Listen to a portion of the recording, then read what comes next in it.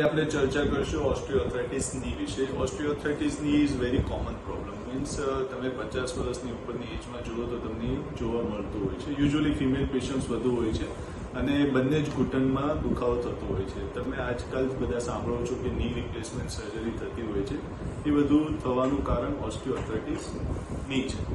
એ બધું હવે ઓસ્ટિયોઆર્થ્રાઇટિસ થાય શું લેવાને? ઓસ્ટિયોઆર્થ્રાઇટિસ થવાના એવા કોઈ ખાસ રીઝન નથી હોતા. એ એજ રિલેટેડ એક ઉંમર પછી થવું છે, એ થશે જ અને એને કોઈ રોકી નથી શકવાનું.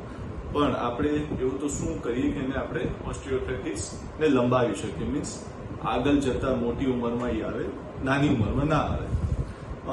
એની માટે આપણે થોડુંક કેર રાખવું પડે. Calcium rich food, vitamin D એવું બધું આપણે ખાવું પડે. શાકભાજી, દૂધ, દહીં બધું ખાઈએ તો આપણે થોડુંક લંબાવીશું. પ્લસ રેગ્યુલર એક્સરસાઇઝ ચાલુ કરવું અને ફિઝિયોથેરાપી